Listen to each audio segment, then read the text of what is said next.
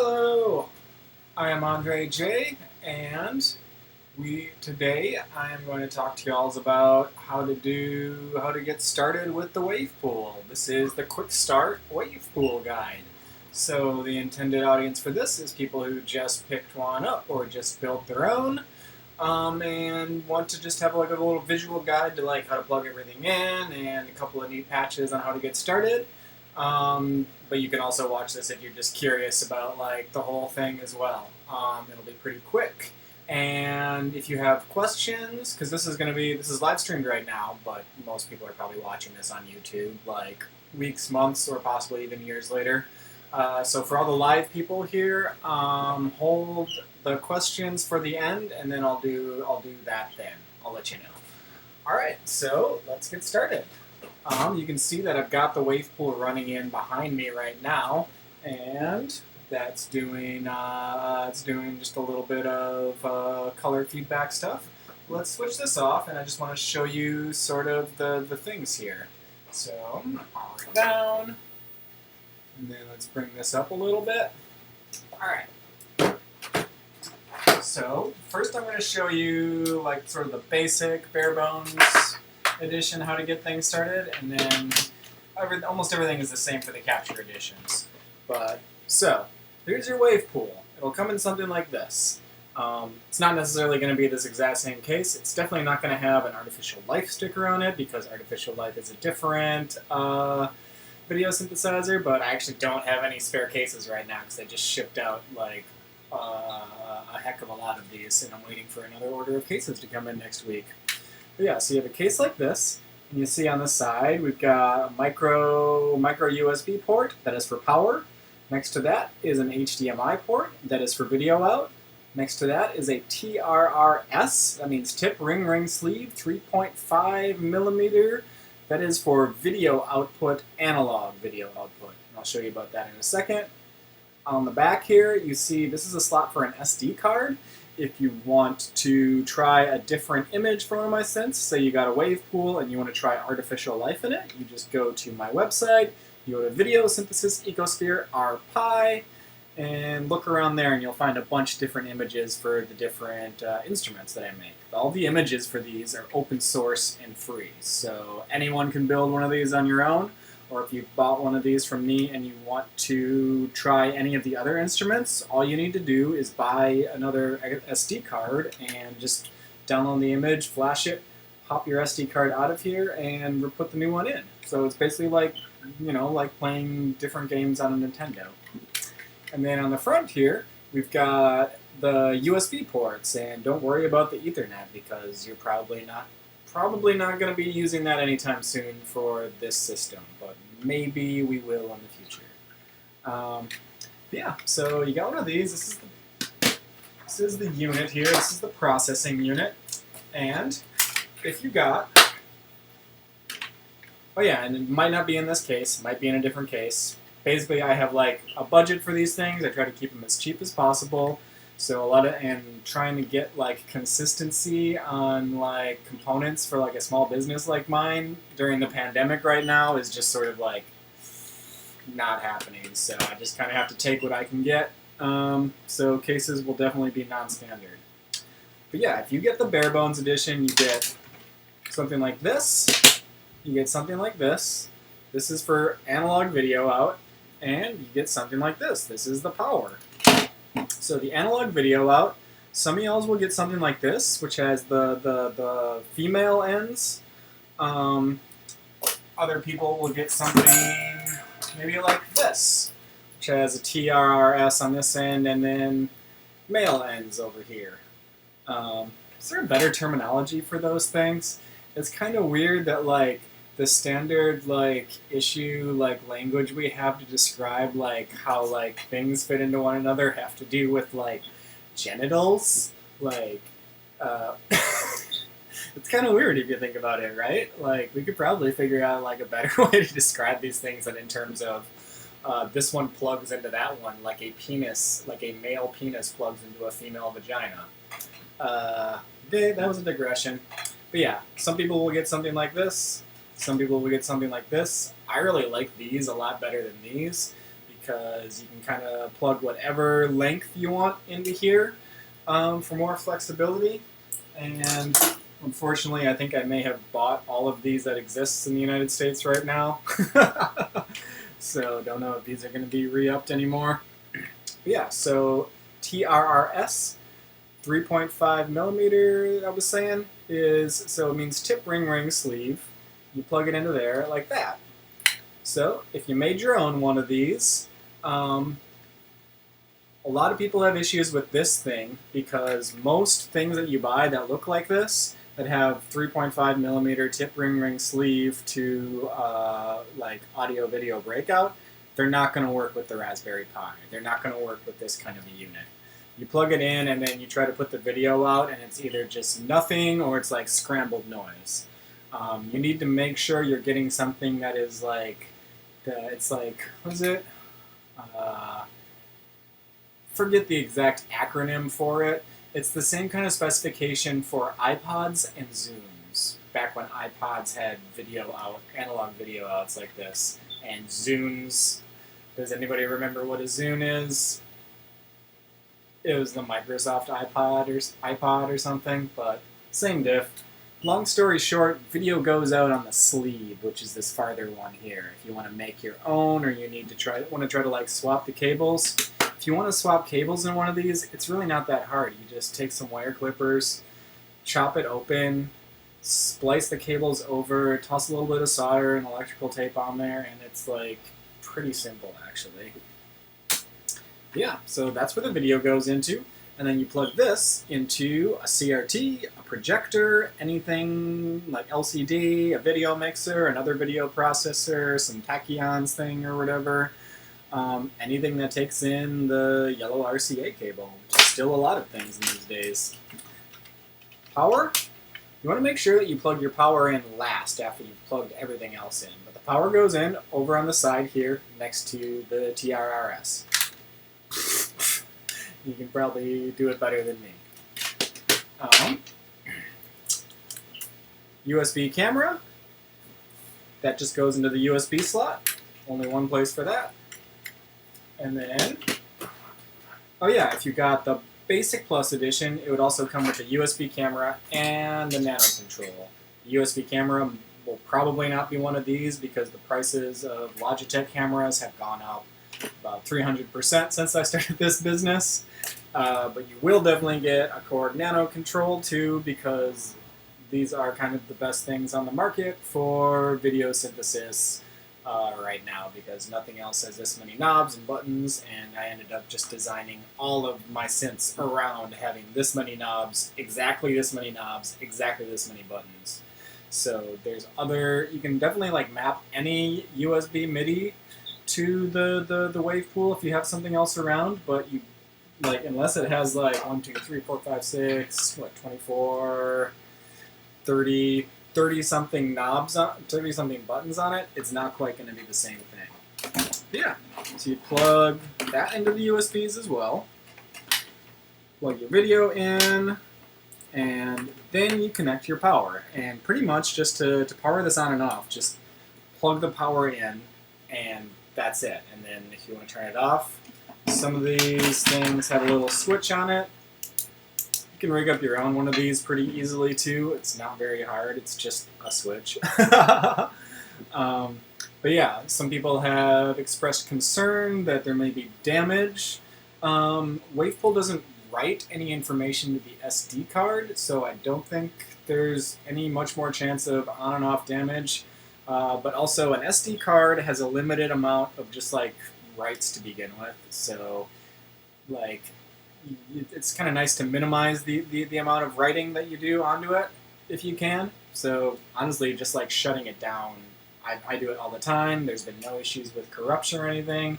There might actually be prolonging the life of your SD card to just not write anything to it ever, because every time you power down, like if you powered down manually, if you were like doing something else on the Raspberry Pi, then you would be writing to the SD card.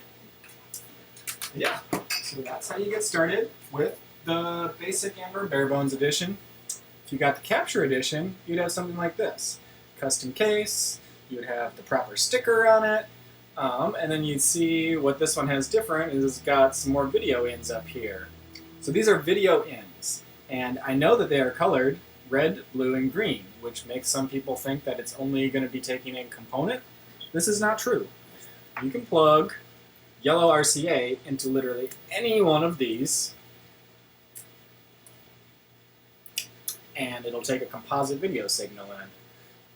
You do want to make sure you have a video source plugged in and running, and you'll know that it's received a video source once it's powered on because a little blue light will come on next to a little S-video jack on the side here. And this is, on the side, by the way, I don't know if you can see it, it's not a MIDI port, it is an S-video. S-video is a different kind of, it's a different variation on composite video where luminance and chrominance are separated. And that would be for video in as well. So, yeah, these things, plug your video, it's the same thing as the other one where you just plug everything else in and then you power it on, and then that's pretty much it.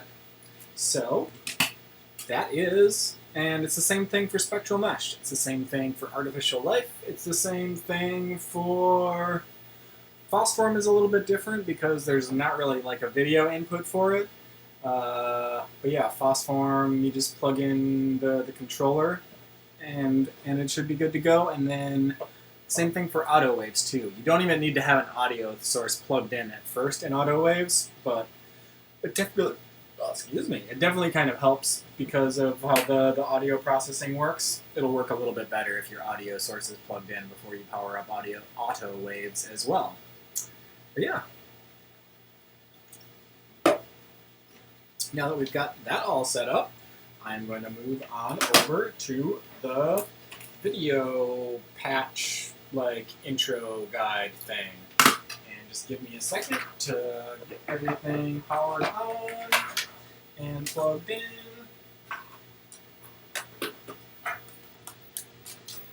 I'll minimize my face as well.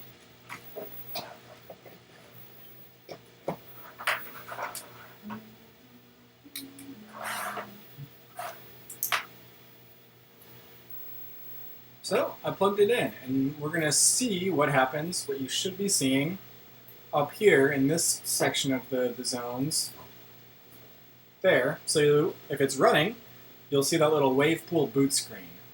And then you'll see this little desktop. So there's a couple of other like little settings things that like are text files in the desktop. If you want to mess around with the code, if you want to see the code, it's totally open source. You can open it up and play around and try altering the code if you would like. It's written in C++ and GLSL. But yeah, there's a couple other little fun hacks in there, like how if you want to try upscaling things for like higher resolution HDMI outputs, you can try that. You can turn off the splash screen if you're using this a lot and you're using it in a live setting, you need to power it on and off a lot and you don't want to see that splash screen. I can show you how to turn that off, but probably better just to have like a mixer and a switcher around for that because I can't really completely bypass the everything that pops up in the beginning. But yeah, so we've got this started off.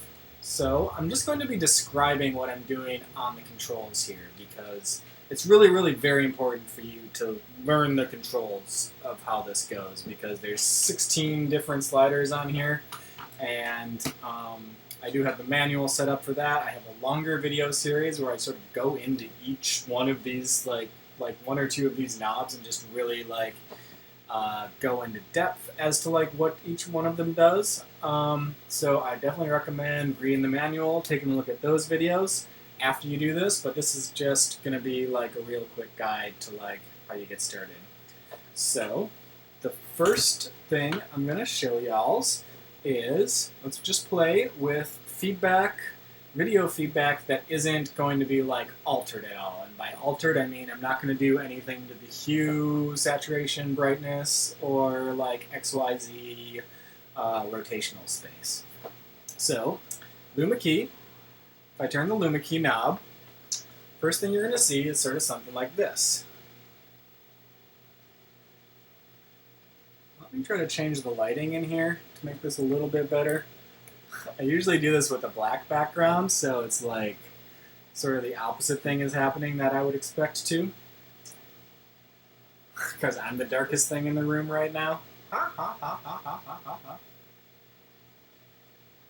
Yeah, so you turn on the Luma Key and you just do that and don't touch anything else, and you're going to see stuff like this, where basically everything you move around that gets like caught into the part that's keyed out is just going to be like motionless and just freeze in the back.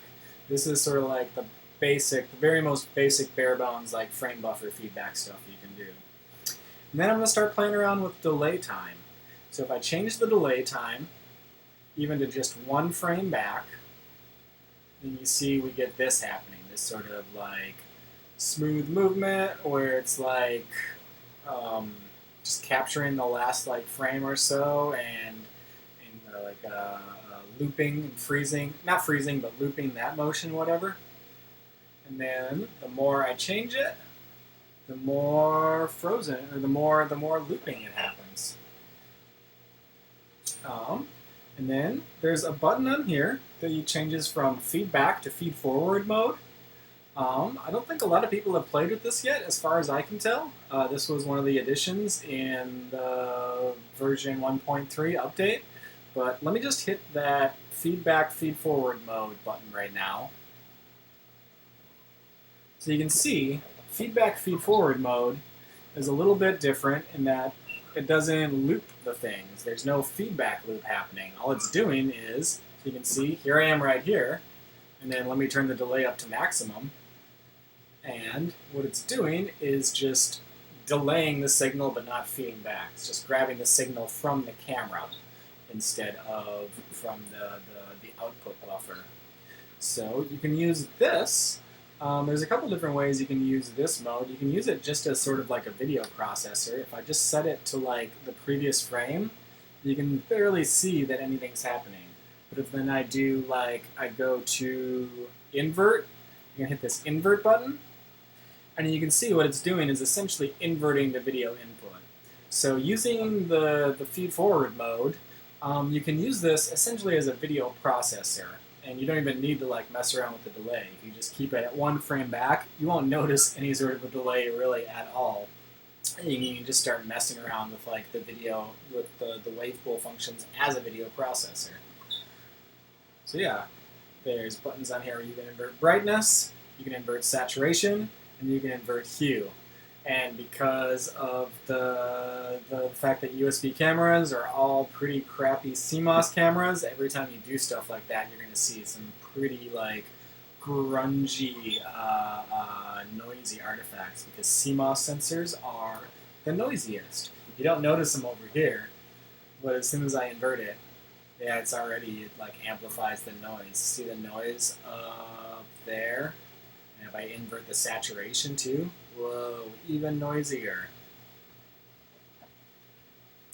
But yeah, so that's things you can do with just Luma Key and mix, or Luma Key and delay time. Next, I just want to show you some simple ways to play around with the color. So, if I Luma Key, set Luma Key to about 1/2, about noon or whatever, and then I change the hue a little bit. You can see I changed the hue and it started to do some like rainbowy things, but it didn't really hold steady. I'm going to move X a tiny amount, and I'm going to increase saturation. And now you can see we're getting that pretty classic like auto wave chemical reaction thing happening with the color. Increase the saturation a little bit more so we can see that a little bit strongly. And then I'm going to turn up the hue a little bit, and we'll see the waves will start to change shape. And then we get this sort of mode where we get some rainbow hue cycling, and then you get it right about here. And this is pretty classic like TBC internal feedback kind of stuff, like the same sort of thing you would get on a mixer. So that's basically how to get there. You just change the hue a little bit, add some saturation, and mess around with X and Y. And now if I mess around with X and Y some more, you can see that's going to change the shape of things a lot. It'll change the direction. Whee! Alright, So let me turn off the Luma Key, and now let me mix some things in. So I'm turning mix up just a tiny amount. And you can see that instead of keying into the shadows, that we're just sort of mixing in the same feedback that we were seeing earlier on over everything else. So you can use this if I change X and Y so they're pretty much like on key with where they were. Then this is almost like a feedback colorizer. I turned down the hue just a tiny bit, and then it's just going to sort of like leave these trails. And then I can use the temporal filter to kind of amplify all of this. So if I turn the temporal filter up and start to move around, and I change the delay time just a tiny bit,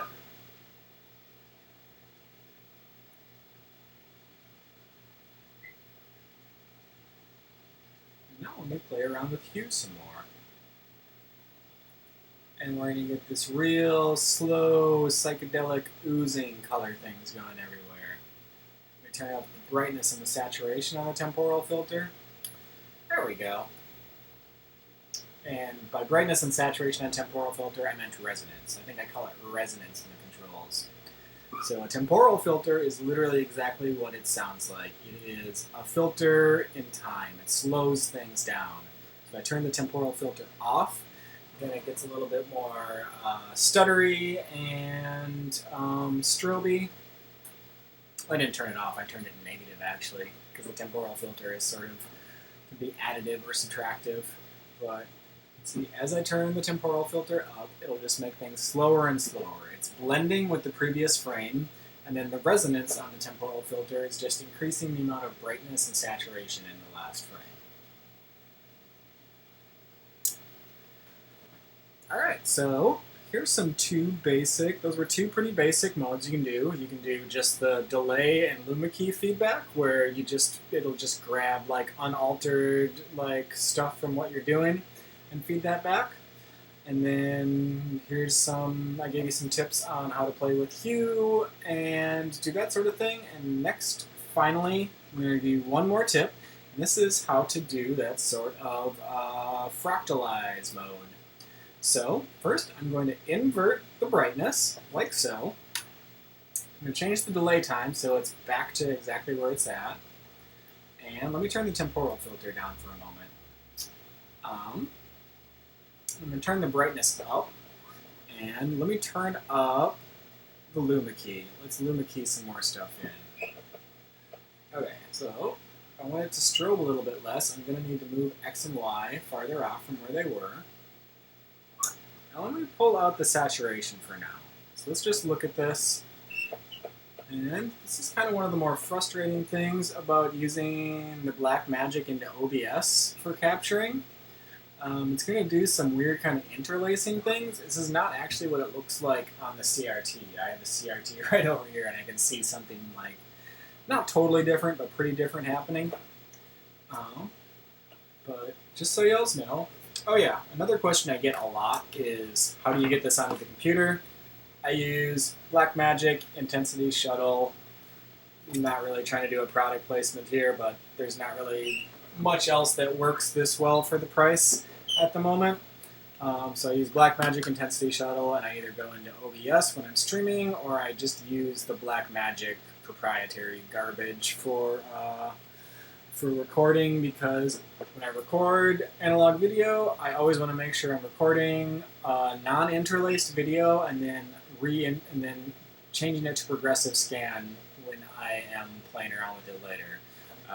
That's a little bit too much detail for this, but those are good things to know about just getting decent quality interlaced video in general, especially if you want to upscan or do anything else to things. But yeah.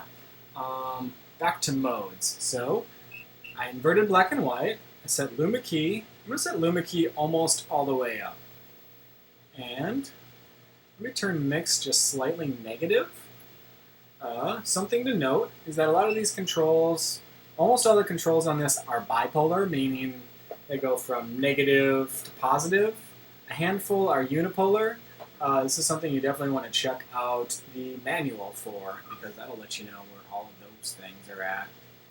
Yeah, so I want to just key almost everything out, except for just that tiny bit of whatever the heck that is. Okay, now next, I'm going to hit the H and V mirror buttons. So now there's going to be some mirroring happening. And next thing, you may notice there's buttons next to all of these sliders on here. What the buttons next to the sliders do for wave pool is change the total ranges of things. So I've got X going like this. This is me moving X in one direction and the other. And then let me hit one of these buttons and we get X going like that.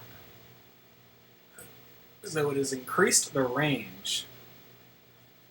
And let me do the same thing with Y. This is like the current range of Y. Let me hit one of these buttons, and we get this as a range for Y. So that's pretty nifty.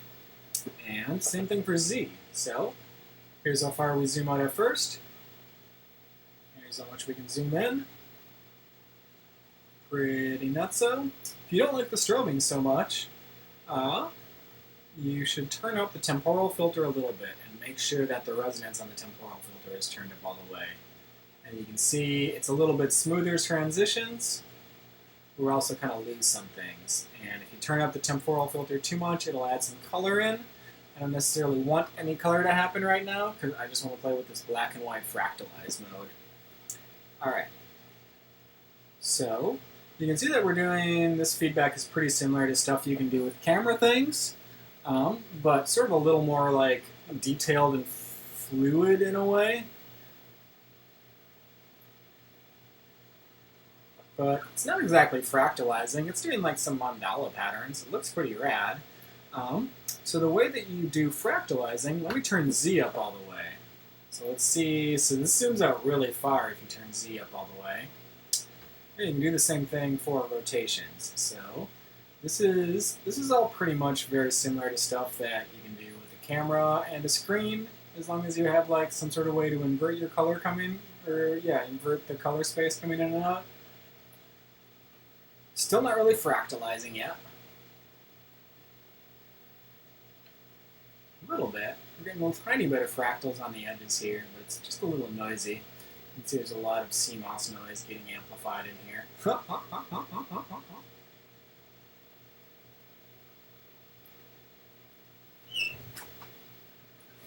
But what I'm going to do is I'm going to hit the button that turns toroidal universe on. So what toroidal universe means is that basically when things move off the screen, they're going to repeat on the other side of the screen. So a toroid, you can make a toroid out of a square, like the one that I'm in right now. I'm in a square. I'm not really in a square, but from your perspective, I am. And the way that I would turn this into a toroid, or a torus, is I would take this edge and connect it with this edge. So you just stretch the edges and connect them.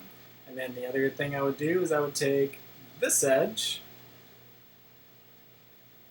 I'm so bad with this mirror thing. Take this edge and then connect it with that edge. Just stretch them and connect them. And then you have a toroidal universe, much like in the video game Pac-Man. But what that means for us is that when I zoom out really far, the wrapping around and some other things that I wrote in there to like sort of add to the fun tiling things means that it's going to scale and fractalize everything. So let me turn toroidal universe off, turn it on, and you can see that using toroidal universe with the very large ranges is how you get into these fractalize modes. So yeah, let me just do a little bit of fractalizing right now. And then that'll be pretty much it for the part of the video that I'm going to put onto YouTube. And otherwise, and if you've got any questions, throw them up now, and I'll answer them off of the live video. Alright, thanks a bunch, and have fun!